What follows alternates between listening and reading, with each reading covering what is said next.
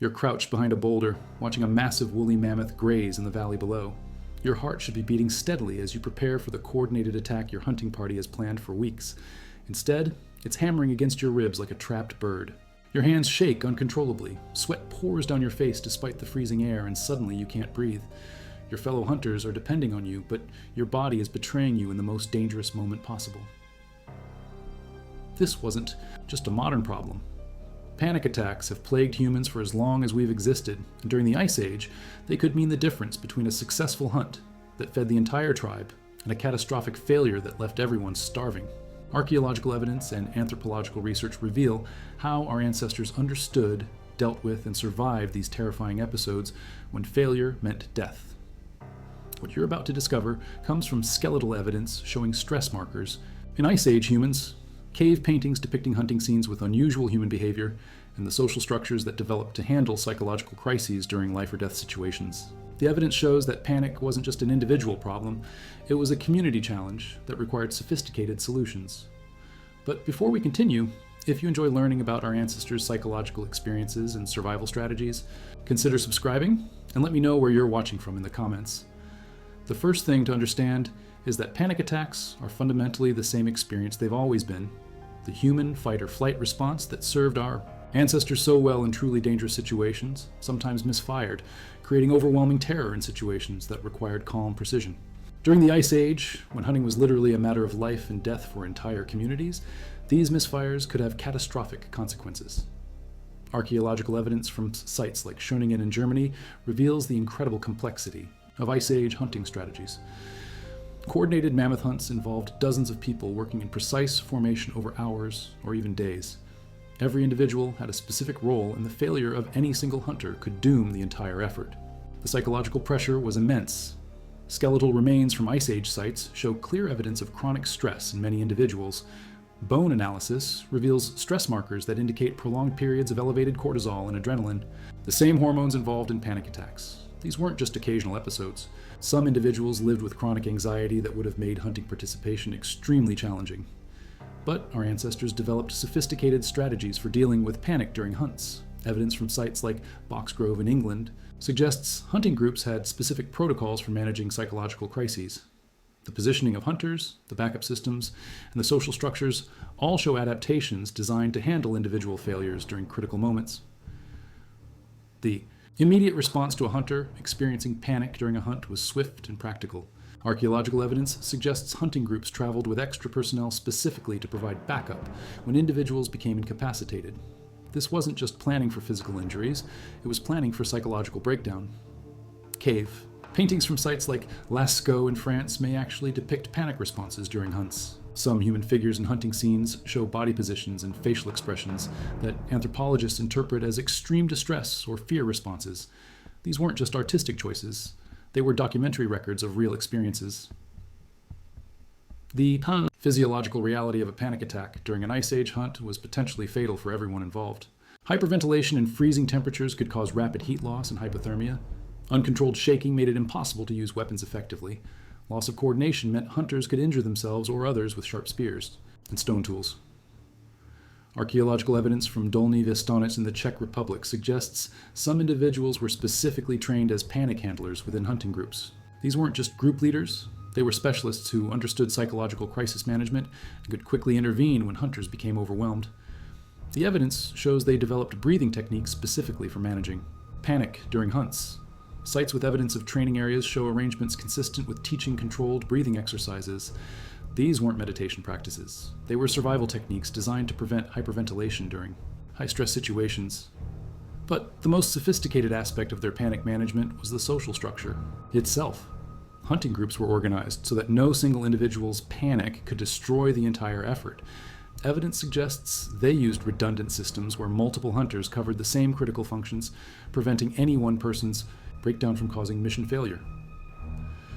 Archaeological analysis of hunting sites reveals they developed early warning systems for identifying hunters prone to panic attacks. Tool caches were positioned to provide quick access to backup hunters when primary hunters became incapacitated. The logistics required sophisticated planning and deep understanding of individual psychological patterns. Sites like Solutré in France show evidence of what researchers call panic protocols. specific arrangements of hunters that allowed for quick substitution when individuals experienced psychological breakdown. These weren't random formations, but carefully planned systems designed to handle human psychological fragility. The evidence suggests they understood the contagious nature of panic. If one hunter lost control, others could quickly follow. Archaeological sites show hunting formations designed to isolate panicking individuals from the rest of the group, while still maintaining overall hunting effectiveness.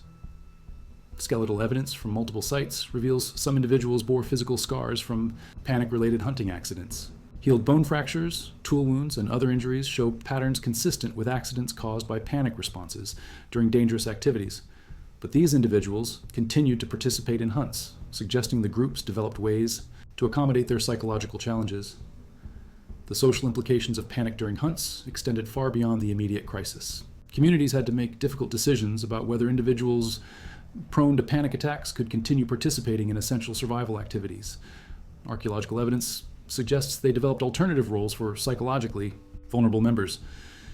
But perhaps most remarkably, they developed techniques for using panic responses constructively. Evidence from sites like Atapuerca in Spain suggests some hunting strategies actually incorporated controlled fear responses to enhance performance. They learned to harness adrenaline without letting it spiral into full panic. The evidence shows they understood the difference between useful fear and destructive panic. Training sites reveal evidence of graduated exposure techniques, ways of gradually increasing stress levels during practice hunts so that individuals could build tolerance for the psychological pressure of real hunting situations. Archaeological analysis reveals they developed calming techniques specifically designed for hunting environments. Evidence of specific plant materials found at hunting sites suggests they used natural sedatives to help manage anxiety before and during hunts. These weren't recreational drugs. They were medical interventions for psychological conditions.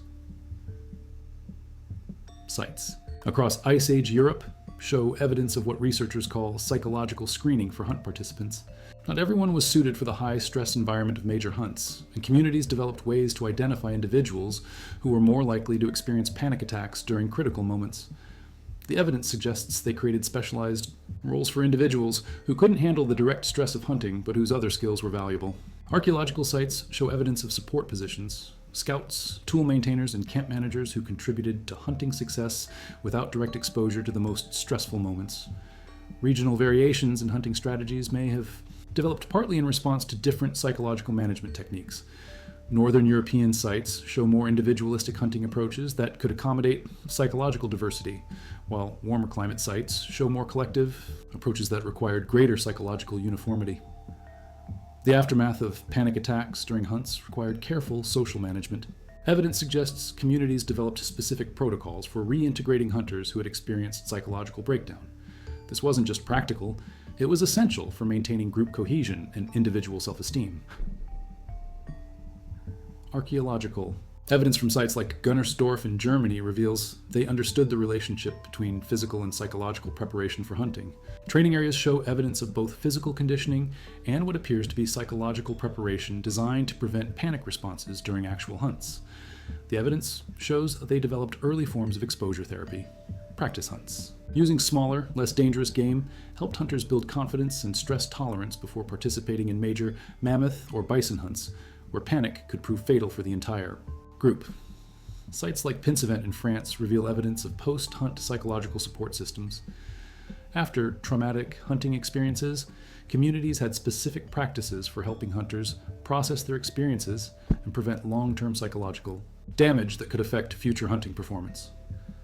The seasonal nature of major hunts meant communities had time to work with psychologically vulnerable members between critical hunting periods. Archaeological evidence suggests they used these intervals for psychological conditioning, building stress tolerance, and developing alternative roles for individuals who couldn't handle direct hunting pressure. But the evidence also reveals the harsh reality that not everyone could be accommodated. Skeletal remains from some sites suggest individuals with severe psychological conditions were sometimes excluded from groups entirely. Survival communities couldn't afford to carry members who might compromise essential survival activities. The development of leadership roles within hunting groups partly responded to the need for psychological management. Evidence suggests hunt leaders weren't just tactical coordinators, but psychological managers who could identify and respond to panic attacks before they compromised the entire effort. Archaeological analysis reveals they understood the importance of familiarity in preventing panic. Hunting groups that worked together repeatedly showed better success rates than groups of strangers. The psychological comfort of familiar teammates helped prevent panic responses during high-stress situations. Sites across Europe show evidence of ritual practices designed to manage pre-hunt anxiety. These weren't religious ceremonies, but practical psychological preparation techniques designed to calm nerves and build confidence before dangerous hunting activities. The evidence suggests they developed techniques for managing panic attacks and progress during hunts. Rather than simply removing panicking hunters from the situation, they had methods for helping individuals regain control without compromising the hunt's success. Archaeological evidence from Abri-Pataud in France shows they understood the relationship between physical health and panic susceptibility. Hunters in poor physical condition were more likely to experience panic attacks, so communities developed physical conditioning programs specifically designed to reduce psychological vulnerability. Archaeological sites reveal evidence of what researchers call panic communication systems, specific signals that allowed panicking hunters to alert their teammates without compromising the stealth requirements of the hunt. These signals had to be silent but immediately recognizable, allowing for quick response without alerting prey animals. Evidence from sites like Kostanki in Russia suggests they developed detailed protocols for different types of panic responses. Some hunters experienced paralyzing fear, others became hyperactive and unpredictable, and still others lost fine motor control. Each type required different management strategies to prevent catastrophic outcomes. The evidence shows they understood the relationship between diet and panic susceptibility. Archaeological analysis of food remains at hunting sites reveals they avoided certain foods before major hunts. Substances we now know can trigger anxiety responses. This wasn't superstition, it was practical psychology based on careful observation. Sites like Mazirich in Ukraine reveal they developed specialized training programs for hunters prone to panic attacks. These programs involved gradual exposure to increasingly stressful hunting scenarios, building psychological resilience through controlled practice. The training was as rigorous as physical preparation for hunts. Archaeological evidence suggests they understood the importance of sleep and rest in preventing panic attacks. Hunting camps show evidence of specific sleeping arrangements designed to ensure psychologically vulnerable hunters got adequate rest before high-stress activities. Sleep deprivation made panic attacks more likely and more severe.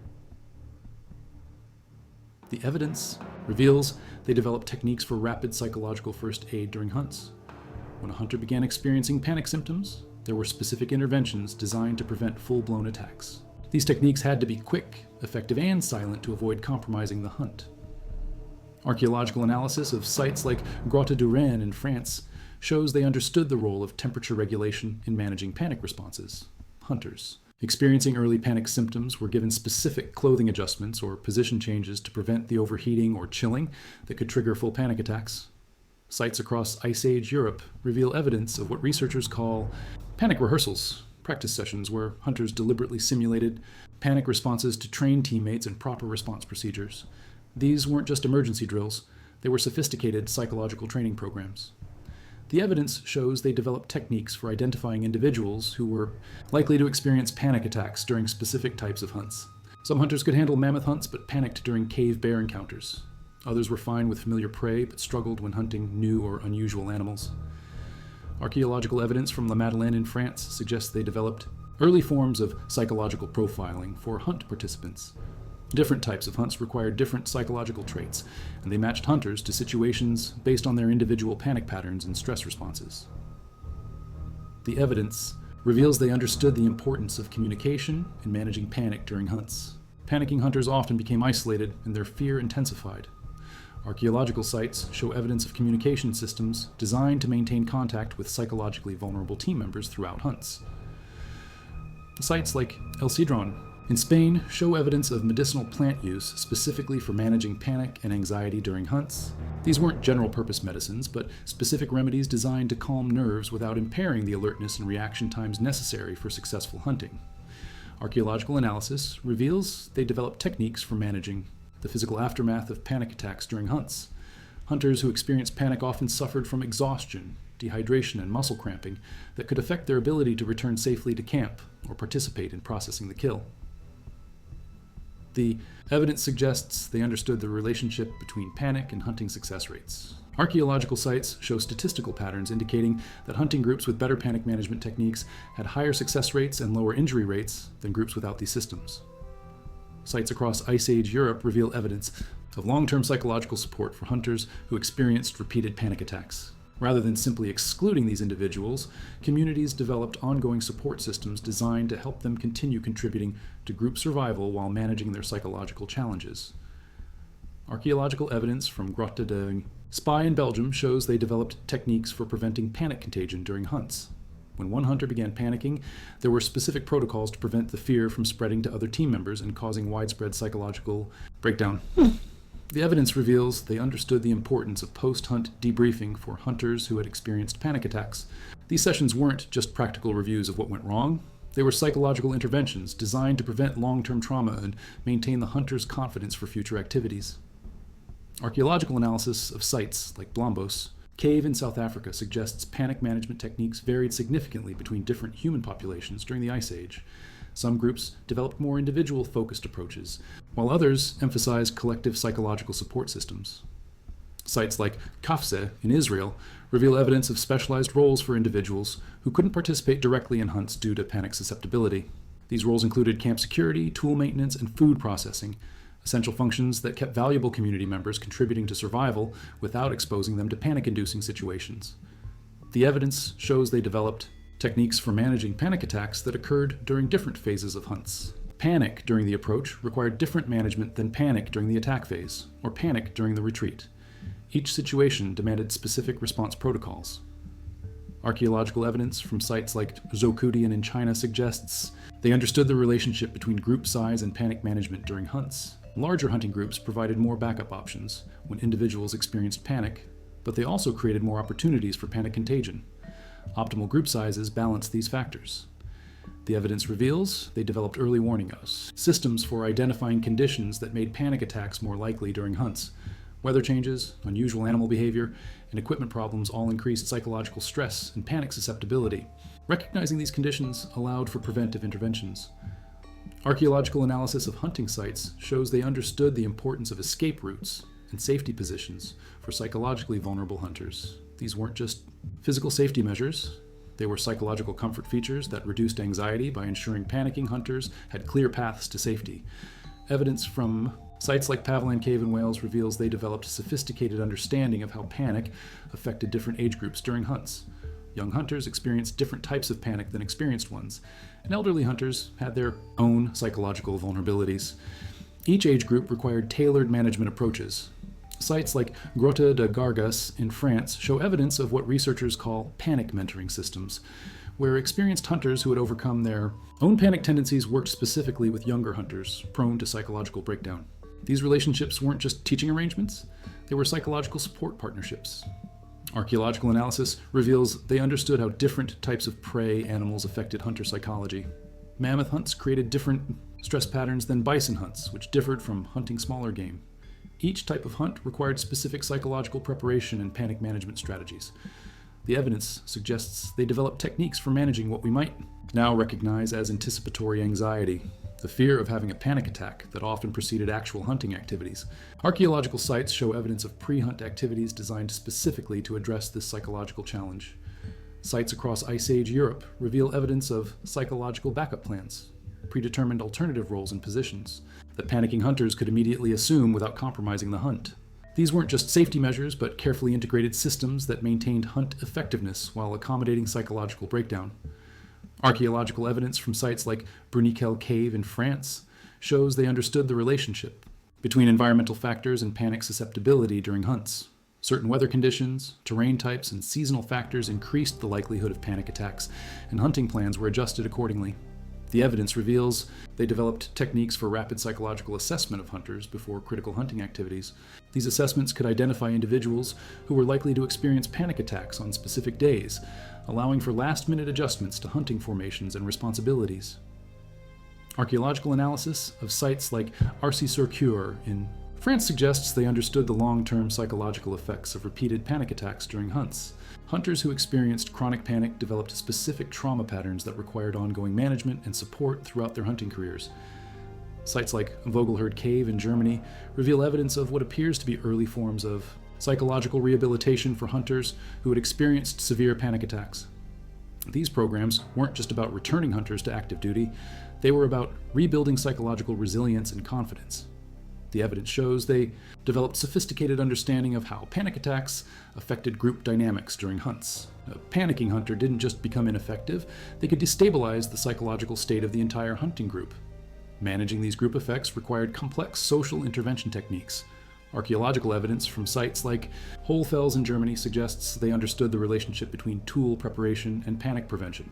Hunters who were confident in their equipment were less likely to experience panic attacks, so extensive tool preparation and testing became part of psychological preparation for hunts. The evidence reveals they developed techniques for managing panic attacks in hunters who held critical positions during hunts.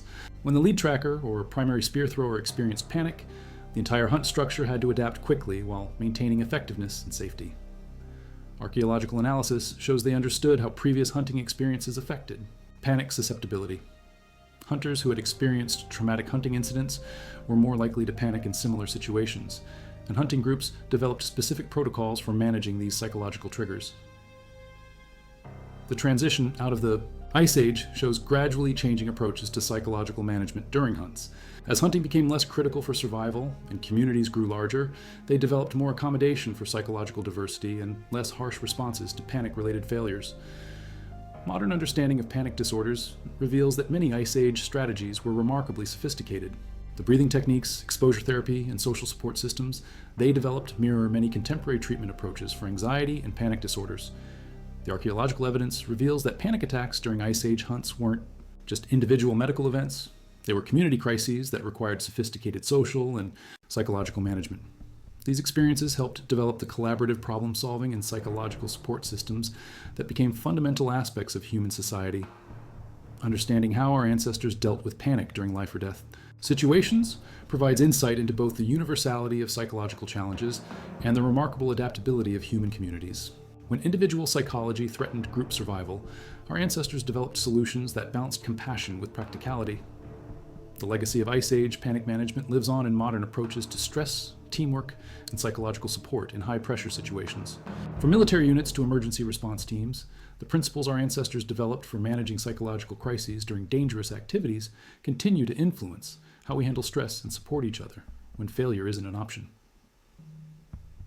The evidence suggests that learning to manage panic during hunts may have been one of the earliest forms of psychological medicine, driven not by abstract understanding, but by the immediate necessity of survival in a world where individual psychological failure could doom entire communities to starvation.